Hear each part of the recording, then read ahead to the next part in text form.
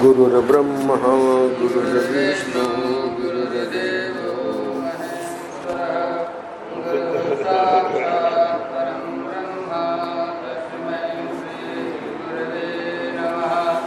रामं रामानुजं सीतां भरतं भरतानुजम्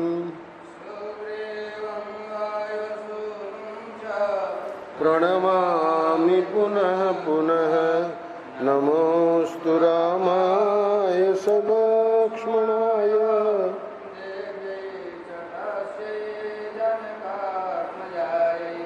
नमोऽस्तु रुद्रेन्द्रयमानिलेभ्यो नमोऽस्तु चन्द्रार्कमरुद्गणेभ्यः नारायण नारायण नारायण नारायण।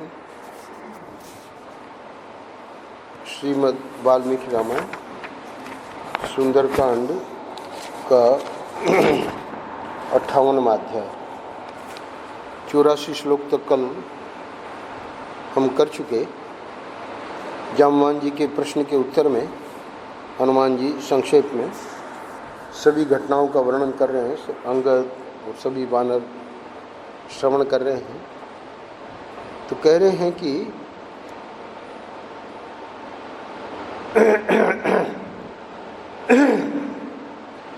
जब रावण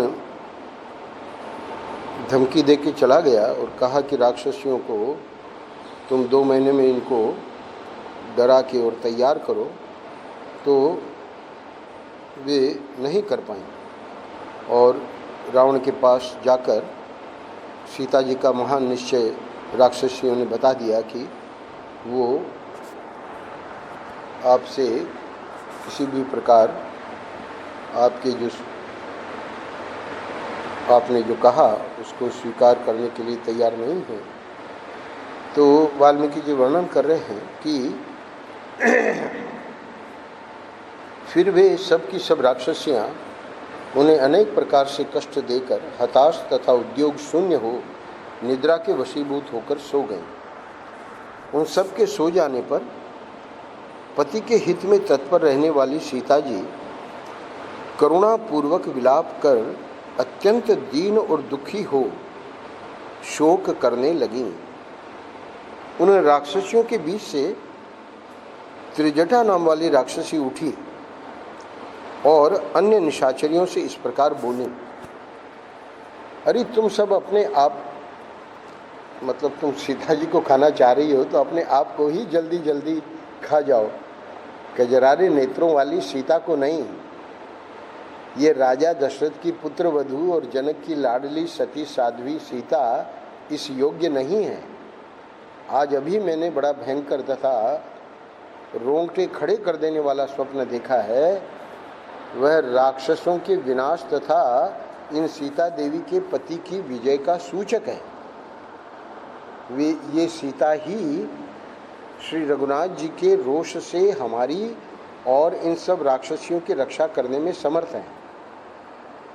अतः हम लोग विदेह नंदिनी से अपने अपराधों के लिए क्षमा याचना करें, यही मुझे अच्छा लगता है। त्रिजटा ने राक्षसियों को कहा, यदि किसी दुखिनी के विषय में ऐसा स्वप्न देखा जाता है, सीता तो वहाँ दुखी थी, तो त्रिजटा कह रही हैं कि अगर ऐसी दुखिनी के विषय में जो स्वप्न मुझे आया ऐसा अगर देखा जाता है तो वह अनेक विध दुखों से, वो दुखिनी जो है वो अनेक विध दुखों से छूटकर परम उत्तम सुख पाती हैं।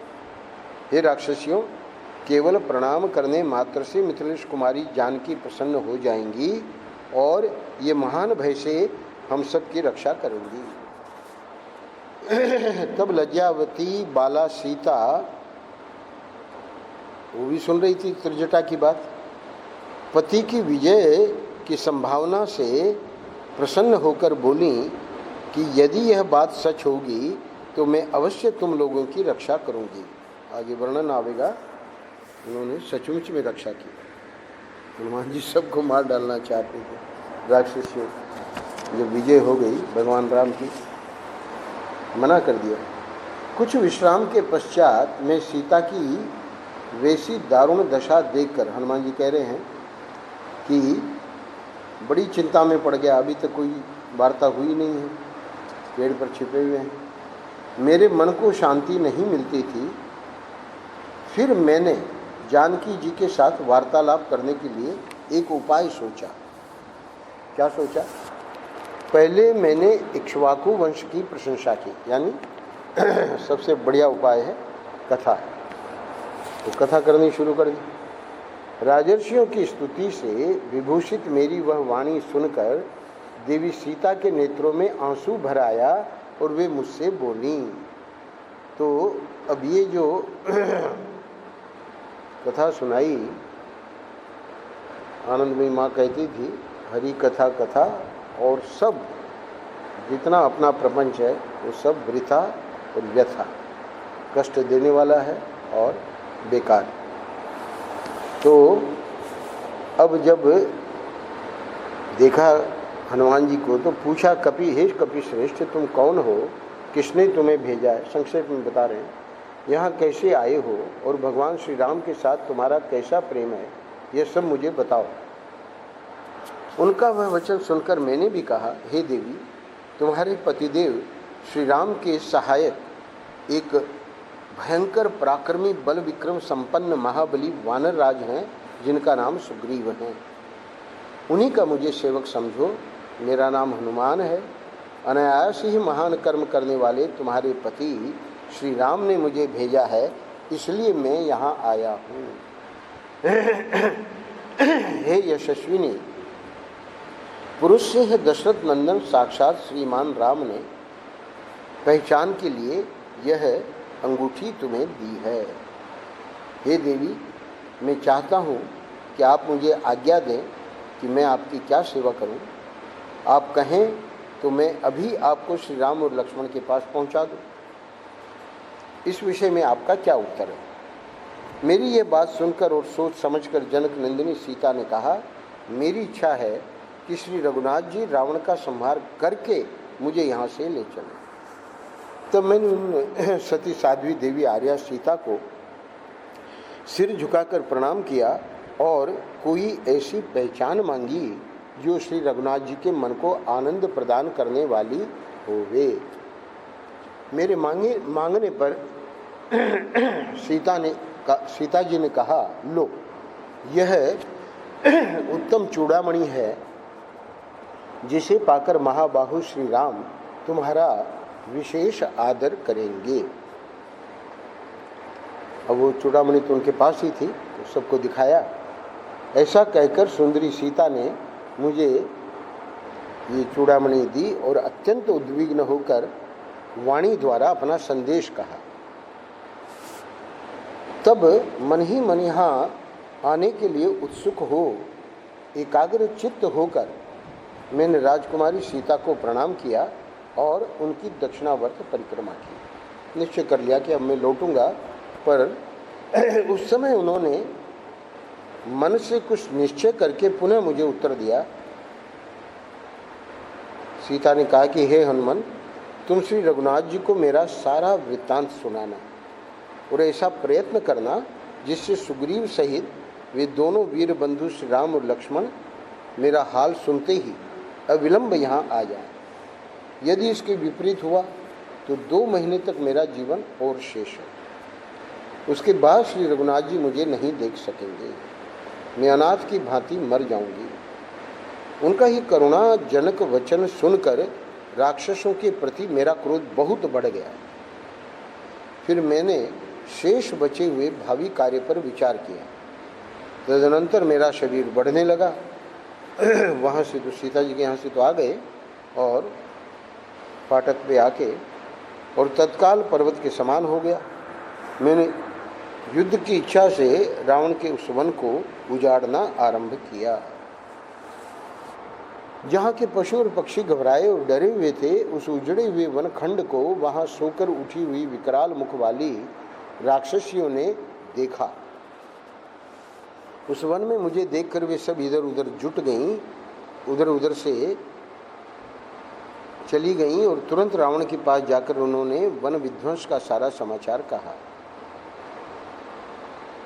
उन्होंने कहा कि हे राक्षस राज, एक दुरात्मा वानर ने आपके बल पराक्रम को कुछ भी न समझकर इस दुर्गम प्रमदा वन को उजाड़ डाला है। हे महाराज, ये उसकी दुर्बुद्धि ही है जो उसने आपका अपराध किया। आप शीघ्र ही उसके वध की आज्ञा दें, जिससे वह फिर बचकर चला न जाए। यह सुनकर राक्षस राज ने अपने मन के अनुकूल चलने वाले किंकर नामक राक्षसों को भेजा, जिन पर विजय पाना अत्यंत कठिन था। वे हाथों में शूल और मुद्गर लेकर आए थे। उनकी संख्या 80,000 थी, परंतु मैंने उस वन प्रांत में एक परिघ से ही उन सब का संहार कर डाला। उनमें जो मरने से बच गए वे जल्दी जल्दी पैर बढ़ाते हुए भाग गए। उन्होंने रावण को मेरे द्वारा सारी सेना के मारे जाने का समाचार बताया। तत्पश्चात मेरे मन में एक नया विचार उत्पन्न हुआ। क्या? वहाँ जो कुल देवता का प्रसाद था, चैत्य प्रसाद, तो लंका का सबसे सुंदर भवन था तथा जिसमें 100 खंबे लगे हुए थे। वहाँ के राक्षसों का संहार करके और उस चैत्य प्रसाद को तोड़ फोड़ डाला। तब रावण ने घोर रूप वाले भयानक राक्षसों के साथ, जिनकी संख्या बहुत अधिक थी, प्रहस्त के बेटे जम्बू माली को युद्ध के लिए भेजा। अच्छा, जम्बू माली राक्षस बड़ा बलवान तथा युद्ध की कला में कुशल था, तो भी मैंने अत्यंत घोर परिघ से मारकर सेवकों सहित उसे काल के गाल में डाल दिया। यह सुनकर राक्षस राज रावण ने पैदल सेना के साथ अपने मंत्री के पुत्रों को भेजा, जो बड़े बलवान थे, किंतु मैंने परिघ से ही उन सबको यमलोक भेज दिया। सम्रांगण में शीघ्रतापूर्वक पराक्रम प्रकट करने वाले मंत्री कुमारों को मारा गया सुनकर रावण ने 5 शूरवीर सेनापतियों को भेजा। उन सबको भी मैंने सेना सहित मौत के घाट उतार दिया। तब दशमुख रावण ने अपने पुत्र महाबली अक्षय कुमार को बहुसंख्यक राक्षसों के साथ युद्ध के लिए भेजा। मंदोदरी का वह पुत्र युद्ध की कला में बड़ा प्रवीण था। वह आकाश में उड़ रहा था। उसी समय मैंने सहसा उसके दोनों पैर पकड़ लिए और 100 बार घुमाकर उसे पृथ्वी पर पटक दिया। इस तरह वहाँ पड़े हुए कुमार अक्ष को मैंने पीस डाला। अक्षय कुमार युद्ध भूमि में आया और मारा गया, यह सुनकर दशमुख रावण ने अत्यंत कुपित होकर अपने दूसरे पुत्र इंद्रजित को, जो बड़ा ही रण दुर्मद और बलवान था, भेजा।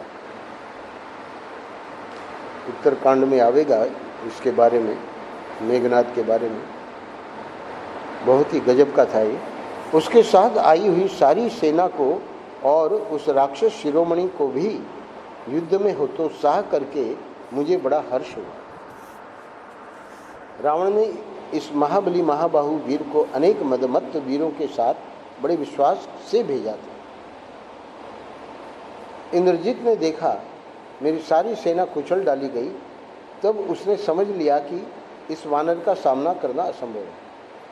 वैसे ये थोड़ा सा अंतर है, क्योंकि वहाँ रावण तो कहता है कि सेना को मत ले जाना, तो संभव है कि कुछ जो मुख्य मुख्य लोग हैं वो इसके साथ आए थे। अतः उसने बड़े वेग से, अब जब सेना समाप्त कर दी तो उसने ब्रह्मास्त्र चलाकर मुझे बांध दिया। फिर तो वहाँ राक्षसों ने मुझे रस्सियों से भी बांधा। इस तरह मुझे पकड़कर वे सब रावण के समीप ले आए। दुरात्मा रावण ने मुझे देखकर वार्तालाप आरंभ किया और पूछा, तू लंका में क्यों आया तथा राक्षसों का वध तूने क्यों किया, यानी पूछवाया। तो मैंने वहाँ उत्तर दिया कि यह सब कुछ मैंने सीता जी के लिए किया। हे प्रभु, जनक नंदिनी के दर्शन की इच्छा से ही मैं तुम्हारे महल में आया हूँ। मैं वायु देवता का औरस पुत्र हूँ, जाति का वानर हूँ और हनुमान मेरा नाम है। मुझे श्री रामचंद्र जी का दूत और सुग्रीव का मंत्री समझो। श्री रामचंद्र जी का दूत कार्य करने के लिए ही मैं यहाँ तुम्हारे पास आया हूँ। तुम मेरे स्वामी का संदेश जो मैं तुम्हें बता रहा हूँ सुनो। सुनाया? क्या सुनाया? हे राक्षस राज, वानर राज सुग्रीव ने तुमसे एकाग्रता पूर्वक जो बात कही है उस पर ध्यान दो। महाभाग सुग्रीव ने तुम्हारी कुशल पूछी है और तुम्हें सुनाने के लिए यह धर्म, अर्थ एवं काम से युक्त हितकर तथा लाभदायक बात कही है। सुग्रीव ने कहा है कि जब मैं बहुसंख्यक वृक्षों से हरे भरे ऋष्यमुख पर्वत पर निवास करता था, उन दिनों रण में महान पराक्रम प्रकट करने वाले रघुनाथ जी ने मेरे साथ मित्रता स्थापित की थी। उन्होंने मुझे बताया कि राक्षस रावण ने मेरी पत्नी को हर लिया है। उसके उद्धार के कार्य में सहायता करने के लिए तुम मेरे सामने प्रतिज्ञा करो। वाली ने जिनका राज्य छीन लिया था, उन सुग्रीव के साथ, अर्थात सुग्रीव कह रहा है कि मेरे साथ लक्ष्मण सहित भगवान श्री राम ने अग्नि को साक्षी बनाकर मित्रता की है। श्री रघुनाथ जी ने युद्ध स्थल में एक ही बाण से वाली को मारकर सुग्रीव को, यानी कि मुझको उछलने कूदने वाले वानरों का महाराज बना दिया है। अतः हम लोगों को संपूर्ण हृदय से उनकी सहायता करनी है। यही सोचकर सुग्रीव ने धर्मानुसार मुझे तुम्हारे पास भेजा। उनका कहना है कि तुम तुरंत सीता को ले आओ और जब तक वीर वानर तुम्हारी सेना का संहार नहीं करते हैं तभी तक उन्हें श्रीनाथ जी को सौंप दो। कौन ऐसा वीर है जिसे वानरों का यह प्रभाव पहले से ही ज्ञात नहीं है? ये वे ही वानर हैं जो युद्ध के लिए निमंत्रित होकर देवताओं के पास भी उनकी सहायता के लिए जाते हैं। इस प्रकार वानर राज सुग्रीव ने तुमसे संदेश कहा है। मेरे इतना कहते ही रावण ने रुष्ट होकर मुझे इस तरह देखा मानो अपनी दृष्टि से ही मुझे दग्ध कर डालेगा। भयंकर कर्म करने वाले दुरात्मा राक्षस रावण ने मेरे प्रभाव को न जानकर अपने सेवकों को आज्ञा दे दी कि इस वानर का वध कर दिया जाए। तब उसके परम बुद्धिमान भाई विभीषण ने मेरे लिए राक्षस राज रावण से प्रार्थना करते हुए कहा कि हे राक्षस शिरोमणि, ऐसा करना उचित नहीं है। आप अपने इस निश्चय को त्याग दीजिए। आपकी दृष्टि इस समय राजनीति के विरुद्ध मार्ग पर जा रही है। ये राक्षस राज, राजनीति संबंधी शास्त्रों में कहीं भी दूत के वध का विधान नहीं है। दूत तो वही कहता है जैसा कहने के लिए उसे बताया गया होता है। उसका कर्तव्य है कि वह अपने स्वामी के अभिप्राय का ज्ञान करा दे। विभीषण ने कहा, ये अनुपम पराक्रमी वीर, दूत का महान अपराध होने पर भी शास्त्र में उसके वध का दंड नहीं देखा गया है। उसके किसी अंग को विकृत कर देना मात्र ही बताया गया है। विभीषण के ऐसा कहने पर रावण ने उन राक्षसों को आज्ञा दी, अच्छा तो आज इसकी यह पूंछ ही जला दो। उसकी यह आज्ञा सुनकर राक्षसों ने मेरी पूंछ में सब ओर से सूतरी की रस्सियां तथा रेशमी और सूती कपड़े लपेट दिए। इस प्रकार बांध देने के पश्चात उन प्रचंड पराक्रमी राक्षसों ने काठ के डंडों और मुक्कों से मुझे मारते हुए मेरी पूंछ में आग लगा दी। मैं दिन में लंकापुरी को अच्छी तरह देखना चाहता था, इसलिए राक्षसों द्वारा बहुत सी रस्सियों से बांधे और कसे जाने पर भी मुझे कोई पीड़ा नहीं हुई। तत्पश्चात नगर द्वार पर आकर वे शूरवीर राक्षस पूंछ में लगी हुई आग से घिरे और बंधे हुए मुझको सड़क पर घुमाते हुए और अनाउंस कर रहे थे क्या कि इसने क्या अपराध किया है, किस कारण से इसकी पूंछ जलाई गई। इतने ही में अपने उस विशाल रूप को संकुचित करके मैंने अपने आप को उस बंधन से छुड़ा लिया और फिर स्वाभाविक रूप में आकर मैं वहाँ खड़ा हो गया। फिर फाटक पर रखे हुए एक लोहे के परिघ को उठाकर मैंने उन सब राक्षसों को मार डाला। इसके बाद बड़े वेग से कूदकर मैं उस नगर द्वार पर चढ़ गया। तत्पश्चात समस्त प्रजा को दग्ध करने वाली प्रलयाग्नि के समान मैं बिना किसी घबराहट के अट्टालिका और गोपुर सहित उस पुरी को अपनी जलती हुई पूंछ की आग से जलाने लगा। अब क्या हुआ? फिर मैंने सोचा कि लंका का कोई भी स्थान ऐसा नहीं दिखाई देता है जो जला हुआ न हो। सारी नगरी जलकर भस्म हो गई है, अतः अवश्य ही जानकी जी भी नष्ट हो गई होंगी। इसमें संदेह नहीं कि लंका को जलाते जलाते मैंने सीता जी को भी जला दिया और इस प्रकार भगवान श्री राम के इस महान कार्य को मैंने निष्फल कर दिया। इस तरह शोकाकुल होकर मैं बड़ी चिंता में पड़ गया। इतने ही में आश्चर्य युक्त वृत्तांत का वर्णन करने वाले अंतरिक्ष में जो चारण होते हैं, उन चारणों की शुभ अक्षरों से विभूषित यह वाणी मेरे कानों में पड़ी कि जानकी जी इस आग से नहीं जली हैं। उस अद्भुत वाणी को सुनकर मेरे मन में यह विचार उत्पन्न हुआ, शुभ शकुनों से भी यही जान पड़ता है कि जानकी जी नहीं जली। शुभ शकुन क्या है? क्योंकि पूंछ में आग लग जाने पर भी अग्निदेव मुझे जला नहीं रहे। अच्छा, दूसरा शकुन क्या है? मेरे हृदय में महान हर्ष भरा हुआ है। और तीसरा क्या है? उत्तम सुगंध से युक्त मंद मंद वायु चल रही है। तो ये शुभ शकुनों का फलों का मुझे प्रत्यक्ष अनुभव हो चुका था। उन उत्तम शकुनों, महान गुणशाली कारणों तथा ऋषियों चारणों की प्रत्यक्ष देखी हुई बातों से भी सीता जी के सकुशल होने का विश्वास करके मेरा मन हर्ष से भर गया। अब ये अंतिम 4 श्लोक। तत्पश्चात मैंने पुनः विदेह नंदिनी का दर्शन किया और फिर उनसे विदा लेकर मैं अरिष्ट पर्वत पर आ गया। वहीं से आप लोगों के दर्शन की इच्छा से मैंने दोबारा आकाश में उड़ान भरी और तत्पश्चात वायु, चंद्रमा, सूर्य, सिद्ध और गंधर्वों से सेवित ये जो आकाश है, उसी आकाश का आश्रय में यहाँ पहुंचकर मैंने आप लोगों का दर्शन किया है।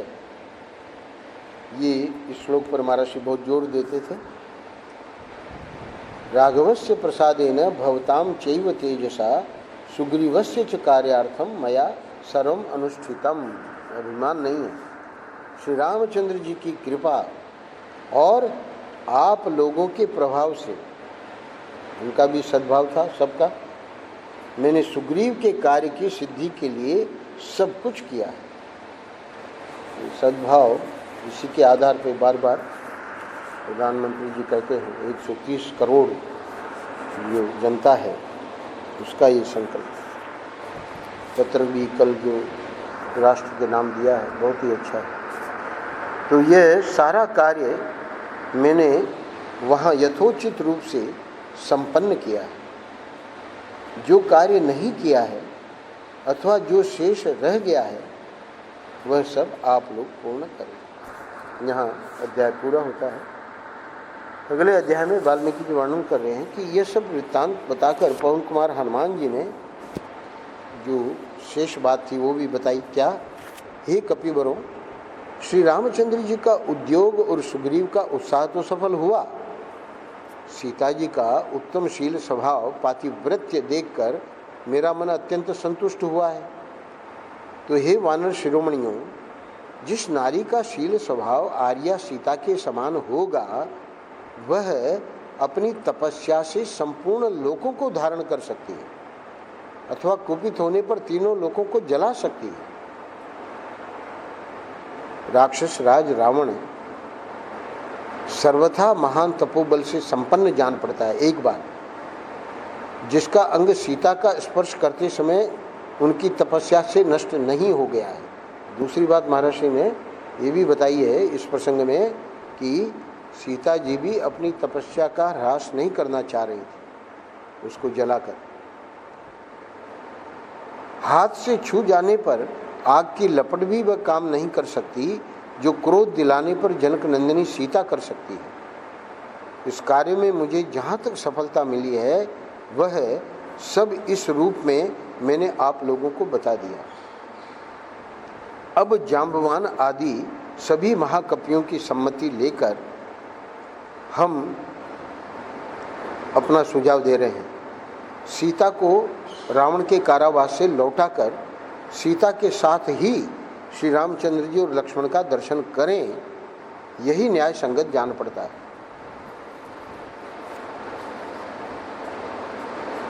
ऐसा उनका इसलिए भी साहस हो गया कि जितना कुछ करके आए थे, तो अगले 2 श्लोकों में कह रहे हैं, मैं अकेला भी राक्षस गणों सहित समस्त लंकापुरी का वेग पूर्वक विध्वंस करने तथा महाबली रावण को मार डालने के लिए पर्याप्त हूँ।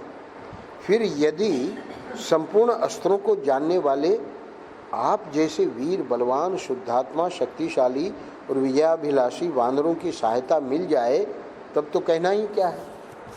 सबको आदर दे रहे हैं। युद्ध स्थल में सेना, अग्रगामी सैनिक, पुत्र और सगे भाइयों सहित रावण इनका तो मैं ही वध कर डालूंगा। यद्यपि इंद्रजीत के ब्राह्म अस्त्र, रौद्र, वायव्य तथा वारुण आदि अस्त्र युद्ध में दुर्लक्ष्य होते हैं, किसी की दृष्टि में नहीं आते हैं, तथापि मैं ब्रह्मा जी के वरदान से उनका निवारण कर दूंगा और राक्षसों का संहार कर डालूंगा। यदि आप लोगों की आज्ञा मिल जाए, हनुमान जी कह रहे हैं, तो मेरा पराक्रम रावण को कुंठित कर देगा। मेरे द्वारा लगातार बरसाए जाने वाले पत्थरों की अनुपम वृष्टि रणभूमि में देवताओं को भी मौत के घाट उतार देगी। फिर उन निशाचरों की तो बात ही क्या है। आप लोगों की आज्ञा न होने के कारण ही मेरा पुरुषार्थ मुझे रोक रहा है। समुद्र अपनी मर्यादा को लांघ जाए और मंदराचल अपने स्थान से हट जाए, भले हट जाए, परंतु सम्रांगण में शत्रुओं की सेना, जाम्बवान के लिए कह रहे हैं, शत्रुओं की सेना जाम्बवान को विचलित कर दे, यह कभी संभव नहीं। संपूर्ण राक्षसों और उनके पूर्वजों को भी यमलोक पहुंचाने के लिए बाली के वीर पुत्र कपिश्रेष्ठ अंगद अकेले ही काफी हैं। वानर वीर महात्मा नील वो भी वहीं थे। इनके महान वेग से मंदराचल भी विदीर्ण हो सकता है। फिर युद्ध में राक्षसों का नाश करना उनके लिए कौन बड़ी बात है। तो अब जब सब सुन रहे हैं तो हनुमान जी कह रहे हैं कि तुम सब के सब बताओ तो सही, देवता, असुर, यक्ष, गंधर्व, नाग और पक्षियों में भी कौन ऐसा वीर है जो मैंद अथवा द्विविद के साथ लोहा ले सके। सबको बड़ी खुशी हो रही है, उनकी वीरता के बारे में वर्णन कर रहे हैं। ये दोनों यानी मैंद और द्विविद, ये दोनों वानर शिरोमणि महान वेगशाली तथा अश्विनी कुमारों के पुत्र हैं। सम्रांगण में इन दोनों का सामना करने वाला मुझे कोई नहीं दिखाई देता। अच्छा, तुमको क्यों नहीं दिखाई देता? क्योंकि मैंने अकेले ही लंका वासियों को मार गिराया, नगर में आग लगा दी और सारी पुरी को जलाकर भस्म कर दिया। इतना ही नहीं, वहाँ की सब सड़कों पर मैंने अपने नाम का डंका पीट दिया। तो कह रहे हैं जयति अति बलो रामो लक्ष्मणश्च महाबल है, राजा जयति सुग्रीवो राघवेण अभिपालित है, अहम कौशल राजस्य दासय पवन संभव है, हनुमान इति सर्वत्र नाम विश्रावितम मया। 4 श्लोक थे, उसमें 2 श्लोकों को फिर यहाँ दोहराया है। अत्यंत बलशाली श्री राम और महाबली लक्ष्मण की जय होवे। श्री रघुनाथ जी के द्वारा सुरक्षित राजा सुग्रीव की भी जय होवे। मैं कौशल नरेश श्री रामचंद्र जी का दास और वायु देवता का पुत्र हूँ। हनुमान मेरा नाम है। इस प्रकार सर्वत्र अपने नाम की घोषणा मैंने कर दी है। अब हनुमान जी अपना वक्तव्य पूरा करने जा रहे हैं। दुरात्मा रावण की अशोक वाटिका के मध्य भाग में एक अशोक वृक्ष के नीचे साध्वी सीता बड़ी दयनीय अवस्था में रहती हैं। राक्षसियों से घिरी हुई होने के कारण वे शोक संताप से दुर्बल होती जा रही हैं। बादलों की पंक्ति से घिरी हुई चंद्रलेखा की भांति श्रीहीन हो गई है। सुंदर कट प्रदेश वाली विदेह नंदिनी जानकी पतिव्रता हैं। वे बल के घमंड में भरे रहने वाले रावण को कुछ भी नहीं समझती हैं, तो भी उसी की कैद में पड़ी हैं। कल्याणी सीता श्री राम में संपूर्ण हृदय से अनुरक्त है। जैसे शची देवराज इंद्र में अनन्य प्रेम रखती हैं, उसी प्रकार सीता का चित्त अनन्य भाव से श्री राम के ही चिंतन में लगा हुआ है। वे एक ही साड़ी पहने धूली धूसरित हो रही हैं, राक्षसियों के बीच में रहती हैं और उन्हें बारंबार उनकी डांट फटकार सुननी पड़ती हैं।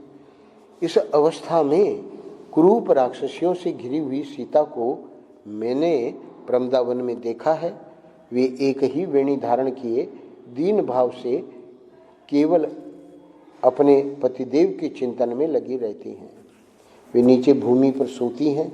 हेमंत ऋतु में कमलिनी की भांति उनके अंगों की कांति फीकी पड़ गई है।